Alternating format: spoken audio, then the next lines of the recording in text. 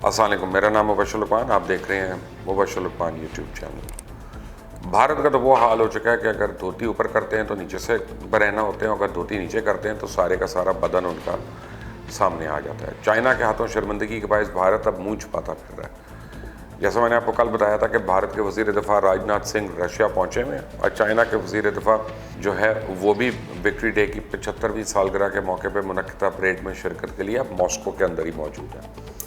भारत ने बड़ी तगोदौ की थी कि किसी तरह बर्फ़ पिघले, मामला हल हों, कोई माफ़ी मिल जाए, रूस इमदाद करे, मगर ख़बरें ये हैं कि चाइना ने साफ इनकार कर दिया और साथ ही रशिया को मना कर दिया कि भारत को S-400 मिसाइल सिस्टम तो दूर की बात है, वो 35 फाइटर जेट भी ना दे, क्योंकि तमाम असला भारत चाइना के ख़िलाफ़ इस्तेमाल करेगा। और अब भारतीय वज़ारत दिफा के तर्जुमान ने आज वाज़ेह तौर पर कहा है कि दोनों रहनुमाओं के दरमियान कोई मीटिंग तय नहीं है।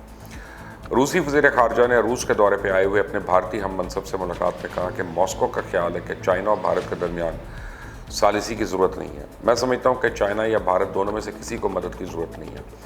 रूस दोनों ममालिक को असला सप्लाई करने वाले बड़े ममालिक में शामिल है। भारत को तो उम्मीद थी कि असला फरामी के मायदों के बायस रूस बीजिंग से सरहदी कशीदगी में नई दिल्ली की हिमायत करेगा, ताहम मॉस्को हुकूमत ने वाज़ेह तौर पर भारत की मदद करने से इनकार कर दिया।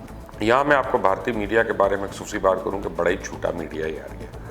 अभी भी खबरें दे रहे हैं कि चाइना और भारत सरहदी कशीदगी को कम करने पर मुत्तफिक हो गए हैं। भारतीय मीडिया जिस दिन भारतीय फौजी मरे हैं उससे एक दिन पहले भी यही रिपोर्ट कर रहा था कि सब अच्छा है और मोदी ने सब संभाल लिया।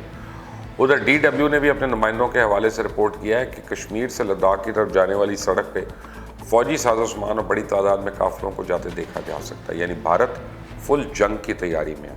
जबकि दिफाई तजियाकार कर्नल रिटायर्ड अजय शुक्ला ने एक ट्वीट करके बताया कि चाइना ने लद्दाख सरहद पर मुतनाज़ इलाकों में अपनी फ़ौज की तादाद में 30% इंक्रीज़ कर दी है। और दूसरी जानिब रशिया, भारत और चाइना के वज़राए ख़ारजा के दरमियान मामूल की वर्चुअल मीटिंग में भारतीय वज़ीर ख़ारजा S जयशंकर ने चाइना का नाम लिए बगैर कहा है कि दुनिया की अहम ताकतों को हर तरह से दूसरों के लिए मिसाल बनना चाहिए और बैनुल-अक़वामी क़वानीन का एहतराम करना चाहिए। साथ ही पार्टनर मुल्कों के जायज़ मफादात को तस्लीम करना चाहिए, क्योंकि तवील मुद्दती आलमी निज़ाम को फ़रोग़ देने का यही वाहिद रास्ता है। बड़ी अच्छी बात है, उन्होंने ये भारत को कश्मीर, पाकिस्तान, नेपाल, बांग्लादेश के साथ बातचीत करते, मामला तय करते हुए भी जयशंकर को यही याद रखना चाहिए जो खुद का है। खित्ते में भारत की रेशा रवानियाँ बढ़ती जा रही हैं और भारत में मुसलमान और अक़लियतों के साथ सलूक दुनिया देख रही है। आलमी बरादरी आज भारत को खित्ते के लिए अमन और ख़तरा समझती है और रूस के पीछे हट जाने के बाद गुज़िश्ता रोज़ बोखलाहट में भारत ने पाकिस्तानी हाई कमीशन का अमला बेबुनियाद उन पर इल्ज़ाम लगाए, जिनकी पाकिस्तान भारत सख्ती से तरदीद भी कर चुका है। और जैसे भारत ने पाकिस्तानी अमले के 50% अरकान कम करने का कहा, ऐसे ही पाकिस्तान ने भी भारतीय हाई कमीशन के 50% अमले को कह दिया कि वापसी का सामान बांधो, जाओ दफ़ा हो। भारत जैसा करेगा अब उसको वैसे ही जवाब दिया जाएगा। दरअसल भारत फॉल्स फ्लैग ऑपरेशन के लिए बहाने तलाश कर रहा है और पाकिस्तान की तरफ से किसी भी इश्तियाल अंगेज़ कार्रवाई के बगैर भारत की तरफ से लाइन ऑफ कंट्रोल पर सिविलियन आबादी में मुसलसल गोलाबारी जारी है। ये सब कुछ भारत एक सोचे समझे मंसूबे के तहत कर रहा है। दरअसल CPEC माहदा भारत, अमरीका और इसराइल के लिए गले की हड्डी बना हुआ है। वो जानते हैं कि यह माहदा एक गेम चेंजर है, जिसके बायस खित्ते की मजमूई सूरत हाल यकसर बदल जाएगी और खित्ते का तवाज़ुन पाकिस्तान के हक़ और चाइना के हक़ में हो जाएगा, जिसे भारत, इजराइल और अमेरिका का ट्रॉयका कबूल करने को तैयार नहीं। मगर अब आलमी मुबसरीन के मुताबिक बाजी पलटने वाली है। भारत अपने आकाओं की खुशनुदी के लिए इनके ईमा पे शारे कराकोरम को ब्लॉक करने का मंसूबा बना रहा था, ताकि पाकिस्तान और चाइना के दरमियान ज़मीनी राब्ता मुनक़ता किया जाए। भारत अभी इस तैयारी में ही था कि हमारी खुफिया एजेंसी ISI ने इस मंसूबे की पूरी हिकमत अमली जो है वो हासिल कर ली और इसमें कोई शुबा नहीं कि मार्क और इस मंसूबे से पूरी तरह आगाह होता है कि पाकिस्तान का दुश्मन कहाँ छुपा हुआ है, पाकिस्तान के ख़िलाफ़ क्या कर रहा है। बजाय इसके कि भारत शारे कराकोरम को ब्लॉक करता, अब खेल उलट गया। लद्दाख में काफ़ी आगे तक चाइनीज़ फ़ौज का कब्ज़ा है और ये वो इलाका है कि जहाँ भारत की कश्मीर समेत 8 रियासतें सूबे हैं, जहाँ तवील अरसे से आज़ादी की तहरीकें चल रही हैं और अब इन तहरीकों का नतीजा दरामद होना है। मोदी सरकार इंतहाई परेशानी और तशवीश का शिकार है। उधर बांग्लादेश ने भारत से ये भी कहा है कि 1905 के नक्शे के मुताबिक आसाम और भारतीय बंगाल बांग्लादेश का हिस्सा इसलिए वापस किया जाए। उधर नेपाल के भारत से ताल्लुकात इंतहाई कशीदा हो चुके हैं और उसने भारतीय सरहद के साथ फौजी बैरक्स, हेलीपैड, टेंट और बंकर्स वगैरह बनाने शुरू कर दिए। नेपाल का तो दावा है कि उत्तराखंड नेपाल का इलाका है जिसमें भारत ने नाजायज़ कब्जा कर रखा है और इसने भारत से अपने इसी इलाके की वापसी का मुतालबा कर दिया। 1980 से जारी खालिस्तान की तहरीक आज़ादी तेज़ी से तक़वियत पकड़ रही है। भारत के अलावा इसकी शाखें पूरी दुनिया में कायम हैं और इनका मुतालबा है कि खालिस्तान को आज़ादी मिले।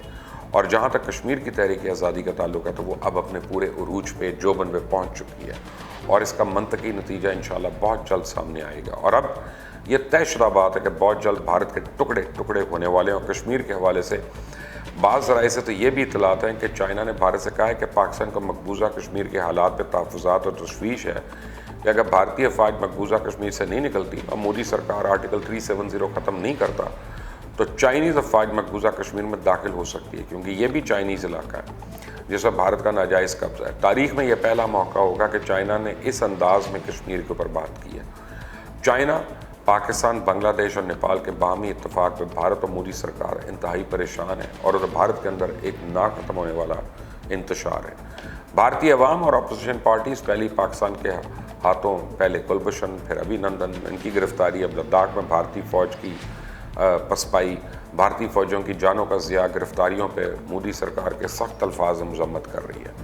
भारतीय अवाम ना सिर्फ मोदी बल्कि मोदी ट्रंप दोस्ती की भी दिल खोल कर मज़म्मत कर रहे हैं। अब सूरत हाल यह है कि चाय बेचने वाले मोदी ने 2 एटमी ममालिक के साथ पंगा ले रखा है। हमारे यहाँ ऐसा तासुर कायम है कि मोदी एक बेवकूफ़, अनपढ़, चाय बेचने वाला झूठा है जो भारतीय रियासती यकजहती को पारा पारा करने की राह पे गामजन है। हमें तो ऐसा लगता है कि बचकाना हरकतें कर रहा है, लेकिन बात इतनी सादा नहीं है। मोदी इतना अहमक भी नहीं है जैसा हम समझ रहे हैं। चाइना के साथ पंगा लेना हादसाती नहीं बल्कि मोदी सरकार की जमा तफरीक के बाद लॉन्च की गई एक चाल है जिसका इसराइल यरूशलेम का सहारा लेके उसका दावेदार है, इस पर अमल करने के लिए यकसू है। बिल्कुल इसी तरह मोदी सरकार कश्मीर सारे का सारा हमारा है के नारे को अमली शक्ल देने के लिए अब एक कोहेसिव एक्शन प्लान पे है और ख़ित्ते में चाइना को घेरने के लिए मोदी सरकार को इस्तेमाल करना अमेरिका ही की पॉलिसी है, जैसे भारत और इसराइल की है। मोदी सरकार भोलपन या हिमाकत से आलमी अमन को ख़तरे में नहीं डाल रही बल्कि ये सोची समझी आलमी मनसूबा साजी का हिस्सा है जिसका मकसद खित्ते को एक नई जंग में झोंकना है। क्या आप इससे एग्री करते हैं? क्या आप इससे मुत्तफ़िक़ हैं? तो मुझे राय में कमेंट्स में अपनी राय ज़रूर दीजिएगा। और मैं आपको बताऊं कि ये बड़ी तेज़ी से डेवलपिंग स्टोरी है और इंतज़ार जो हो रहा है, भारत जो इंतज़ार कर रहा है बेसिकली कर रहा है कि मानसून्स ख़त्म हो तो फिर वो कोई रिएक्टिव काम करे, क्योंकि जब मानसून्स की बारिशें हो रही होती हैं तो उसमें किसी भी फ़ौज के लिए अटैक करना जो है वो बहुत ही मुश्किल होता है, बल्कि नामुमकिन होता है। डिफेंड तो आप कर लेते हैं क्योंकि आप एक जगह बैठे हैं और आप डिफेंड कर रहे हैं, लेकिन अटैक करने के लिए आपको बहुत ज़्यादा मोबिलिटी चाहिए होती है जो कि मानसून रेनफॉल के अंदर भारत की इतनी कैपेबिलिटी नहीं है कि वो कर सके। अब दूसरी तरफ जो हमें पता चला है कि कल राजनाथ सिंह जो हैं वो अपने रशियन हमअसर से जब मुलाकात की तो वो उसकी मिन्नत माजत पे उतर आए कि हमें ये जहाज़ दे दो और हमें ये एंटी मिसाइल सिस्टम दे दो और ये हमें फौरी तौर पर डिप्लॉय करना है। एक इतला के मुताबिक उनको इस साल वो डिलीवर होना था, वो पूरा जो मिसाइल सिस्टम है उनका, लेकिन रशिया ने इनकार कर दिया और उन्होंने कहा कि अब ये 2021 के आखिर में हम देंगे। हालांकि सब कुछ है उनके पास, लेकिन वो चाइना के सामने नहीं खड़ा होना चाहता रशिया भी, क्योंकि चाइना ने रशिया को उस वक्त बेल आउट किया जिस वक्त रशिया बहुत ही ज़्यादा इकोनॉमिक डिप्रेशन के अंदर था और वो चाइना को एक अपना हमदर्द और दोस्त समझता है और ऐसा दोस्त समझता है जो उसकी मईशत को सहारा दे सकता है। तो रशिया अफोर्ड नहीं कर सकता कि चाइना के साथ किसी तरह की इकोनॉमिक ब्रेकअप हो और वो इंडिया की इस लड़ाई में शरीक बन जाए, क्योंकि अगर वो उनको असला देता है तो जाहिर बात है कि वो असला तो चाइनीज़ के ऊपर इस्तेमाल होना है और इस पर चाइनीज़ जो है वो चुप करके तो नहीं बैठेंगे और एहतजाज तो वो ऑलरेडी कर रहे हैं। ऑलरेडी चाइना के फॉरेन मिनिस्टर जो हैं वो रशिया के अंदर ही हैं। को बहाना तो यह है कि तकरीबात में है वहाँ पे, लेकिन जब सोशल डिस्टेंसिंग हो रही है, वेब कॉन्फ्रेंसेस हो रही हैं, सब कुछ हो रही है, तो उसमें कौन सी तकरीबात और कौन सी वहाँ पे जाके सलामी लेना उन्होंने बेसिकली तो वो ये अपनी गवर्नमेंट का मौक़िफ़ जो है वो रशिया तक पहुँचाने गए हैं। आप देख रहे हैं मुबश्शिर लुकमान यूट्यूब चैनल। मेरा नाम मुबश्शिर लुकमान है। अल्लाह हाफ़िज़। YouTube channel Mubashshir Luqman official, इसको अगर आप फॉलो करते हैं और आप इस पर बेल आइकॉन को प्रेस करते हैं, सब्सक्राइब करते हैं अगर आप यूट्यूब पे जाके, तो आप इंश्योर करेंगे इस बात को कि हमारी जितनी भी खबरें हैं, न्यूज़ हैं, व्यूज़ हैं, लेटेस्ट अपडेट्स हैं और वो बातें जो आपको कहीं नहीं मिल रही वो आपको यहाँ पे मिलेंगी इंशाल्लाह। Stay tuned to Mubashir Luqman official YouTube channel. Subscribe करना मत भूलिएगा, बेल आइकॉन प्रेस करना मत भूलिएगा।